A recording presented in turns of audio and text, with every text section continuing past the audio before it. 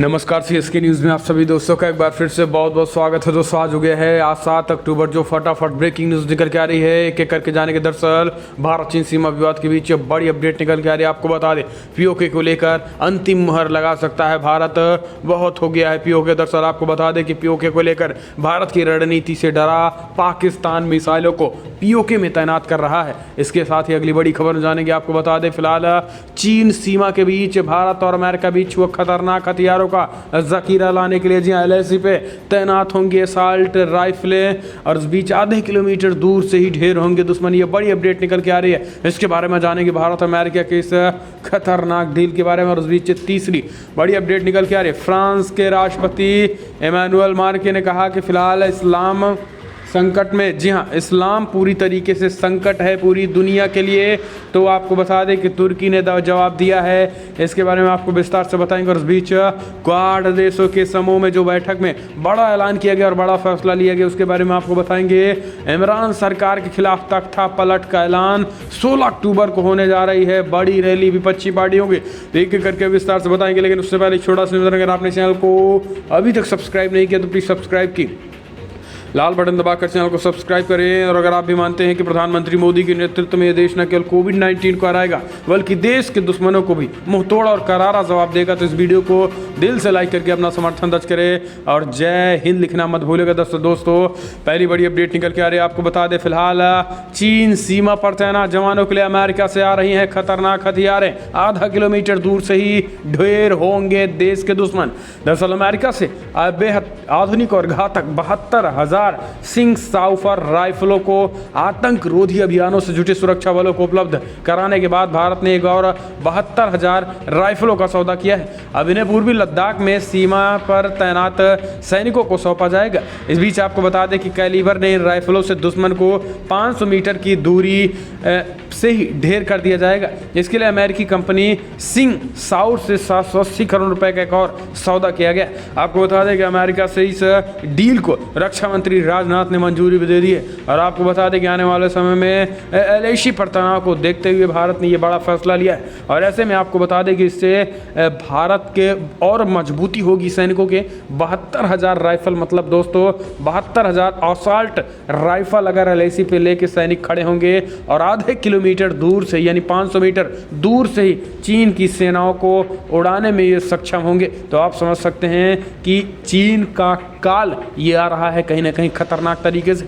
हम चलते हैं अगली अपडेट लेते हैं। आपको बता दें फिलहाल पीओके खिसक रहा है इमरान सरकार के हाथों से, इसलिए डर कर इमरान ने पीओके में लगाने जा रहा है मिसाइलों की तैनाती चीन की मदद से कर रहा है।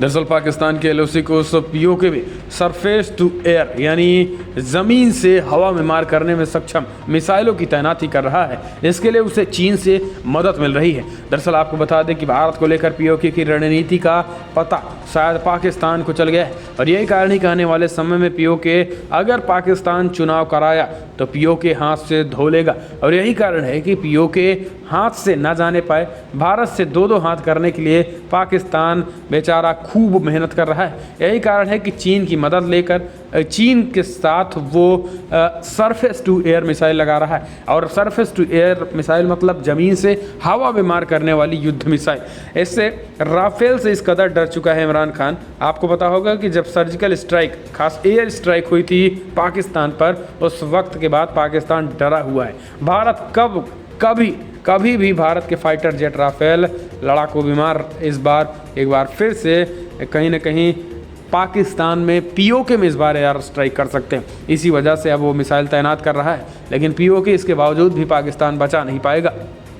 हम चलते हैं अगली अपडेट लेते हैं। फिलहाल फ्रांस के राष्ट्रपति ने कहा कि इस्लाम दुनिया के लिए संकट है, और एक बार फिर से उन्होंने दोहराया इस बात को। तो तुर्की ने दिया है जवाब। दरअसल आपको बता दें कि टर्की ने सोमवार को फ्रांस के राष्ट्रपति इमैनुअल माक्रों पर इस्लामिक फोबिया को बढ़ावा देने का आरोप लगाया। फ्रांस के राष्ट्रपति माक्रों ने कहा कि जिस तरीके से फ्रांस के राष्ट्रपति ने कहा था कि दुनिया में मुसलमान खतरे के रूप में जाने जाते हैं और ये पूरी तरीके से बेतुकी बयान है। दरअसल टर्की के राष्ट्रपति रेसेप तैयब एर्दोगान ने कहा है कि फ़िलहाल फ्रांस के राष्ट्रपति इमैनुअल का बयान यह मुस्लिमोफोबिया है और यह मुसलमान और इस्लाम विरोधी बताता है और मुस्लिमों को बदनाम करने के लिए ये किया गया है। दरअसल आपको बता दें कि इससे पहले फ्रांस के राष्ट्रपति ने कहा था, इस्लाम को लेकर कहा था कि इस्लाम दुनिया के लिए एक धब्बा है और इस्लाम की वजह से दुनिया में खतरा बढ़ गया है और इस्लाम की वजह से दुनिया संकट में है। तो इस्लाम को लेकर यानी मुस्लिमों को लेकर फ्रांस के राष्ट्रपति ने ये बातें कही थी, जब तो अब तुर्की के राष्ट्रपति जवाब दे रहे हैं। तो दोस्तों आपको क्या लग रहा है कि फ्रांस के राष्ट्रपति का यह बयान है, आप कैसे देखते हैं? हम चलते अगली अपडेट लेते हैं। इमरान के खिलाफ तख्ता पलट की तैयारी हुई पूरी। 16 अक्टूबर को पहली विपक्ष की महाबैठक और महारैली होने वाली है। पाकिस्तान में विपक्षी दल 16 अक्टूबर को इमरान सरकार के खिलाफ पहली संयुक्त रैली का आयोजन करेंगे। विपक्ष की यह रैली प्रधानमंत्री इमरान खान के इस्तीफे की मांग और देश की राजनीति में सेना के हस्तक्षेप को रोकने के लिए बनाए गए गठबंधन करने के कुछ हफ्तों के बाद होगी। पाकिस्तान के 11 प्रमुख विपक्षी दलों के नेताओं ने इमरान सरकार के खिलाफ देशव्यापी आंदोलन शुरू करने के लिए 20 सितंबर को पाकिस्तान डेमोक्रेटिक मूवमेंट PDMA का गठन किया है। यह गठबंधन एक कार्य योजना के तहत 3 चरणों में सरकार के खिलाफ आंदोलन शुरू करेगा। इससे पहले देश भर में जनसभाएं होंगी, धरना प्रदर्शन और रैलियां होंगी। फिर जनवरी 2021 में इस्लामाबाद की निर्णायक लंबा मार्च होगा। PDM की संचालन समिति के संयोजक एहसान इकबाल ने बताया है कि फिलहाल पाकिस्तान में विपक्षी दलों ने PDM की योजना के तहत सरकार विरोधी पहली बड़ी रैली 16 अक्टूबर को पंजाब प्रांत में करवाया। तो दोस्तों ये आपको बता दें कि जिस तरीके से इमरान के खिलाफ तख्ता पलट हो रहा है, यह पाकिस्तान को अस्थिर है। हम चलते हैं अगली अपडेट लेते हैं। क्वाड देशों की संगठन बैठक में अमेरिकी विदेश मंत्री माइक पोम्पियो का बड़ा ऐलान। बोले चीन दुनिया के लिए खतरा है, इसके खिलाफ एक निर्णायक युद्ध होना जरूरी है। दरअसल जापान की राजधानी टोक्यो में कल हुई the quadrilateral security dialogue Quad की दूसरी बैठक में अमेरिकी विदेश मंत्री माइक पोम्पियो चीन पर जमकर बरसे। उन्होंने चीनी कम्युनिस्ट पार्टी और चीन को एशिया के लिए खतरा करार दिया है। पोम्पियो ने भारतीय विदेश मंत्री एस जयशंकर के बयान से सहमति जताते हुए कहा है कि हम हिंद प्रशांत क्षेत्र को मुक्त, खुले और समावेशी बनाए जाने को लेकर प्रतिबद्ध हैं। पोम्पियो ने आगे कहा है कि चीनी कम्युनिस्ट पार्टी ने जो धमकियां दी हैं उनका हमसे उन लोगों ने विरोध किया है जो मानते हैं कि स्वतंत्रता और लोकतंत्र इस क्षेत्र में रहने वाले सभी लोगों के लिए अच्छी चीज़ें हैं। उन्होंने कहा है कि हमें विश्वास है कि हम 4 देश यहाँ से महत्वपूर्ण व्यवहारिक परिणामों के साथ निकलेंगे जो एक अधिक समृद्ध दुनिया को एक अधिक समृद्ध क्षेत्र का नेतृत्व करेंगे। पूरी दुनिया इस समय चीन के खतरे से जूझ रही है और यही समय है जब हम उसके खिलाफ गंभीर होकर कोई हल निकालेंगे। तो दोस्तों आपको बता दें कि चीन के खिलाफ भारत के विदेश मंत्री ने भी ऐलान किया है। उन्होंने कहा है कि हम दुनिया पड़ोसी देशों सभी के साथ सामरिक समझौता और व्यापारिक रिश्ते रखना चाहते हैं, लेकिन अगर भारत की संप्रभुता, एकता और अखंडता से किसी के साथ कोई भी देश खिलवाड़ करेगा तो ये ठीक नहीं है। और हम चाहते हैं कि भारत की ही एकता, अखंडता और संप्रभुता नहीं बल्कि क्वाड के सभी 4 देशों की संप्रभुता की रक्षा करना ये हम सबकी एक दूसरे की जिम्मेवारी है। तो कहीं ना कहीं एक तरीके से क्वाड देशों ने एक शपथ ली है कि ऐसे तमाम देशों के खिलाफ एक निर्णायक युद्ध होगा जो इन 4 देशों की आत्म सुरक्षा, संप्रभुता के साथ खिलवाड़ करेगा। हम चलते हैं अगली अपडेट लेते हैं। आपको बता दें फिलहाल चीन की चाल से बांग्लादेश को बचाने के लिए एक्शन में अमेरिका साइन की ओपन स्काई संधि। दरअसल भारत के पड़ोसी बांग्लादेश पर चीन के बढ़ते प्रभाव से अमेरिका भी चिंतित नजर आ रहा है। इसी कारण मंगलवार को अमेरिकी अधिकारियों की हाई लेवल डेलीगेशन ने बांग्लादेश के अधिकारियों के साथ बैठक की है। इस दौरान अमेरिका और बांग्लादेश ने ओपन स्काई संधि पर भी हस्ताक्षर किए हैं। इस संधि से दुनिया भर के 30 से ज़्यादा देश जुड़े हुए हैं जो एक दूसरे के क्षेत्र में बिना रोक टोक यात्री विमानों के आवागमन की अनुमति देते हैं। अमेरिका अपने राष्ट्रपति चुनाव में व्यस्त होने के बावजूद दक्षिण एशिया में चीन के बढ़ते प्रभाव को कम करने में जुटा हुआ है। भले ही अमेरिका में कोई भी राष्ट्रपति हो, लेकिन उनकी नज़र इंडो पैसिफिक स्ट्रेटजी पर टिकी रहती है और ये बैठक पहले 30 सितंबर को आयोजित की जाने वाली थी, लेकिन कोरोना वायरस के कारण इसमें देरी हुई है। तो दोस्तों आपको बता दें कि चीन बांग्लादेश को कहीं ना कहीं बांग्लादेश के साथ संबंध बनाने की कोशिश कर रहा था, भारत की घेरने की चाल कर रहा था, लेकिन अमेरिका ने उस पार पानी फेर दिया है और अमेरिका ने इसके साथ बैठक की है। हम चलते हैं अगली खबर लेते हैं। आपको बता दें बिग ब्रेकिंग न्यूज़ निकल के आ रही है, जहां पर सीआरपीएफ का बड़ा दावा, नक्सली हथियार डालने को हो चुके हैं पूरी तरीके मजबूर। जी हाँ, देश में जो नक्सलवाद का जो समस्या था वो धीरे धीरे अब कम होता जा रहा है। पीएम मोदी की जब से सरकार बनी है 6 सालों में नक्सलियों की मानो कमर टूट गई है और अब नक्सली या तो मुख्य धारा में आ रहे हैं या फिर वो जहन्नम जा रहे हैं। यही कारण है कि केंद्रीय रिजर्व पुलिस बल सीआरपीएफ का दावा है कि देश में नक्सल प्रभावित क्षेत्र यानी वामपंथी उग्रवाद का दायरा सिमटता जा रहा है।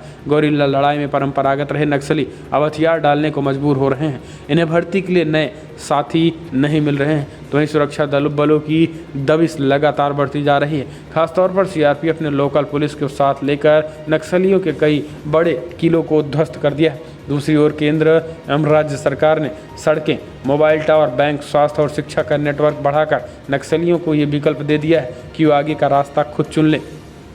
उन्हें सुरक्षा बलों की गोली का निशाना बनना है या आत्मसमर्पण कर दोबारा मुख्य धारा में शामिल होना है। 1950 दिनों में औसतन 2 नक्सली रोजाना आत्मसमर्पण कर रहे हैं और ये अब धीरे धीरे मुख्य धारा में नक्सलियों की समस्या खत्म होती चली गई है। हम चलते हैं अगली अपडेट लेते हैं। बिग ब्रेकिंग न्यूज़ निकल के आ रहे हैं। आपको बता दें फिलहाल हाथरस केस में नया मोड़, पीड़िता के भाई और आरोपी के बीच 100 से ज़्यादा बार हुई है फ़ोन पर बातचीत। दरअसल हाथरस कांड की जांच में नया खुलासा हुआ है। यूपी पुलिस ने अपनी पड़ताल में पाया है कि पीड़ित परिवार और मुख्य आरोपी संदीप फ़ोन के जरिए आसपास में संपर्क में थे। पीड़ित परिवार और संदीप के बीच फ़ोन पर बातचीत का सिलसिला पिछले साल अक्टूबर में शुरू हुआ था। पीड़ित परिवार और आरोपी के बीच 104 बार फ़ोन पर बातचीत हुई है। हाथरस कांड में यह खुलासा यूपी पुलिस की जांच में हुआ है। आपको बता दें कि पुलिस ने आरोपी और पीड़ित परिवार के कॉल रिकॉर्ड को खंगाला तो पाया कि बातचीत का सिलसिला पिछले साल 13 अक्टूबर से शुरू हुआ था। ज़्यादातर कॉल चंदपा क्षेत्र में हुई हैं, जो पीड़ित के गांव से महज 2 किलोमीटर की दूरी पे। तो दोस्तों ये सब कॉल रिकॉर्डेड है और ये कहीं ना कहीं अपने आप में कई खुलासे कर सकते हैं। इसमें 62 कॉल वो हैं जो पीड़ित परिवार की ओर से की गई थी। तो दोस्तों संदीप को आखिर 62 बार क्यों फ़ोन किया गया था इस तरफ से? 42 कॉल आरोपी संदीप की तरफ से किए गए थे। अब आप समझ सकते हैं, लेकिन स्पेशल इन्वेस्टिगेशन टीम यानी SIT जांच कर रही है। आज योगी आदित्यनाथ को अपनी जांच रिपोर्ट सौंपेगी। हम चलते हैं अपडेट लेते हैं। आपको बता दें फिलहाल हाथरस कांड में अभियुक्तों के वकील AP सिंह का आरोप, पीड़िता को उसके भाई ने ही मारा। दरअसल हाथरस की पीड़िता को न्याय दिलाने की लड़ाई अब सड़क पर उतर गई है, सड़क से सुप्रीम कोर्ट तक पहुंच गई है। आरोपियों की ओर से निर्भया कांड के आरोपियों का केस लड़ने वाले AP सिंह की पैरवी करेंगे। AP सिंह ने आज तक से बातचीत करते हुए कहा है कि पीड़िता के परिवार पर सनसनीखेज आरोप लगाए। AP सिंह ने कहा कि फिलहाल हाथरस की पीड़िता को उनके परिवार वालों ने ही मारा है। इस तरीके की खुद बातें कही हैं। हम चलते अगली अपडेट लेते हैं। बिग ब्रेकिंग, बिहार विधानसभा चुनाव में आखिरकार हो गया NDA का बंटवारा। जी हाँ, पूरी तरीके से। आपको बता दें कि JDU 115 सीटें पर, JDU के समर्थन में हम 7 सीटों पर, BJP 121 सीटों पर चुनाव लड़ेगी। दरअसल आपको बता दें कि सीटों का बंटवारा जो बिहार में हुआ है NDA में वो आधा आधा हुआ है, यानी 122 सीटें लगभग JDU तो 121 सीटों पे, थोड़ी 1 सीटें कम BJP चुनाव लड़ेगी। तो ये हुआ 243 का समीकरण। अब 122 और 121 की बात करें तो 122 सीटें JDU में से JDU ने अपने कोटे से 7 सीटें हमको दिया है। हिंदुस्तान आवाम मोर्चा को 7 सीटें दी हैं।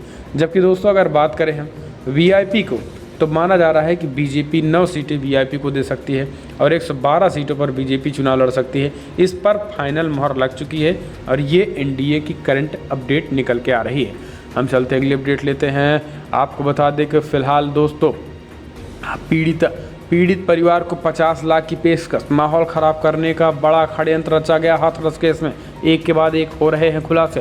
दरअसल यूपी के हाथरस में 19 साल की दलित युवती के साथ कथित गैंगरेप और फिर हत्या के मामले को लेकर आलोचना का सामना कर रही यूपी पुलिस ने बड़ी साजिश का आरोप लगाया है। प्रदेश का माहौल बिगाड़ने के आरोप में प्रदेश में 8 शहरों में 19 FIR दर्ज करके 6 लोगों को गिरफ्तार किया जा चुका है। इसके साथ ही पीड़ित के परिवार पर गलत बयान देने के एवज में 50 लाख रुपए की पेशकश किए जाने की भी बात सामने आई है। एक पत्रकार और एक नेता के खिलाफ राजद्रोह का केस दर्ज कर लिया गया है। पीड़िता की मौत हो जाने के बाद के घटनाक्रमों से प्रदेश सरकार सवालों के घेरे में आ गई है। जल्दबाजी में देर रात 2:30 बजे पीड़िता के अंतिम संस्कार और फिर मीडिया तथा विपक्ष की एंट्री बंद करने के मुद्दे में राजनीतिक तूल पकड़ता चला जा रहा है। और आपको बता दें कि यहाँ पर इस मामले में योगी सरकार ने ताबड़तोड़ एक्शन भी ले रही है।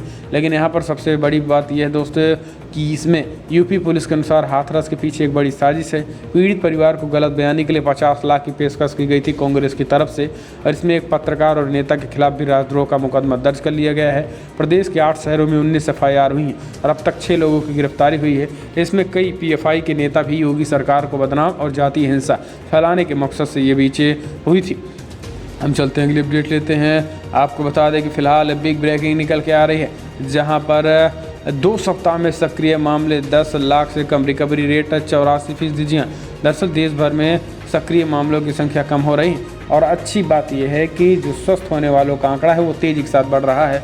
यानी जो रिकवरी रेट है वो कोविड-19 के आंकड़ों से कहीं ज़्यादा है। ऐसे में दोस्तों देश भर में कोविड-19 के आंकड़े कम आ रहे हैं, लोग स्वस्थ ज़्यादा हो रहे हैं। तो ऐसे में माना जा रहा है कि आने वाले 1 से 2 महीने के अंदर देश में पूरी तरीके से कोविड-19 में काबू पा लिया जाएगा और लोग तेज़ी से स्वस्थ भी हो जाएंगे। हम चलते हैं अगली अपडेट लेते हैं। आपको बता दें देश में विरोध प्रदर्शन की सीमाएं हो सकती हैं। तो आज सुप्रीम कोर्ट पर सबकी निगाहें हैं। 80 में होने वाली है सुनवाई शाहीन बाग को लेकर। जी हाँ, सुप्रीम कोर्ट बुधवार यानी आज उस याचिका पर फैसला सुना सकता है जिसमें सार्वजनिक स्थानों पर विरोध करने के अधिकार के दायरे और इस तरह के अधिकार की सीमाएं हो सकती हैं या फिर नहीं को लेकर दिशा निर्देश तय किए जाने की मांग की गई है। यह फैसला कई मायनों में अहम होगा क्योंकि उम्मीद जताई जा रही है कि आज सुप्रीम कोर्ट देश में होने वाली विरोध प्रदर्शन की सीमा तय कर सकता है। दरअसल दिल्ली के शाहीन बाग इलाके में नागरिकता संशोधन कानून के खिलाफ हुए प्रदर्शन को लेकर इस बात याचिका दायर की गई थी कि इस मामले में याचिकाकर्ता वकील और सामाजिक कार्यकर्ता अमित साहनी ने अर्जी दाखिल की थी और इसी को लेकर आज फैसला सुनाया जाएगा कि इसमें प्रोटेस्ट आप कर सकते हैं या फिर नहीं। हम चलते अगली अपडेट। हाथरस कांड में यूपी में गिरफ्तार PFI सदस्यों के इंडो नेपाल सीमा से जुड़े हैं ताजियां। दरअसल हाथरस के कांड में रोज रोज नए खुलासे हो रहे हैं। मामले में पुलिस अब साजिश के एंगल पर भी तेजी से काम कर रही है। इसी क्रम में पुलिस ने 4 लोगों को गिरफ्तार कर लिया है जो popular front of India PFI के सदस्य बताए जा रहे हैं। गिरफ्तार सदस्यों में से एक शख्स बहराइच के जरवल का रहने वाला है। इसके बाद यूपी पुलिस सक्रिय हो गई है। बहराइच पुलिस का कहना है कि यह इलाका इंडो नेपाल सीमा से सटा हुआ है और पिछले कुछ समय से PFI से जुड़े कुछ अन्य लोगों की गिरफ्तारी हो चुकी है। ऐसे में पता लगाने की कोशिश की जा रही है कि यूपी और देश के भीतर जातीय और सांप्रदायिक दंगे फैलाने के लिए भारत नेपाल सीमा पर PFI की गतिविधियाँ क्या कर रही हैं। तो दोस्तों इसमें जामिया यूनिवर्सिटीज़ में एक LLB छात्र मसूद भी है और मसूद को फिलहाल गिरफ्तार किया जा चुका है। इसके साथ ही तमाम ऐसे लोग हैं जो सरकार को न केवल बदनाम करने की कोशिश बल्कि देश में हिंसा की साजिश रच रहे हैं। हम चलते हैं अगली अपडेट। यूपी की योगी सरकार ने फिलहाल बिजली विभाग के निजीकरण का फैसला टाला। अब 3 महीने बाद होगी समीक्षा। दरअसल यूपी में बिजली विभाग के कर्मचारियों ने निजीकरण के विरोध में हड़ताल किया। कई सब स्टेशन में काम नहीं होने की वजह से इलाकों में पावर सप्लाई ठप हो गई। मामले को सुलझाने यूपी सरकार के अधिकारियों और बिजली विभाग के बीच एक बैठक हुई। बैठक फिलहाल इस मीटिंग में निजीकरण के निर्णय को स्थगित कर दिया गया और अब 3 महीने बाद इसकी समीक्षा की जाएगी। सरकार का कहना है कि फिलहाल सुधारों के मुताबिक आगे की रूपरेखा तय की जाएगी।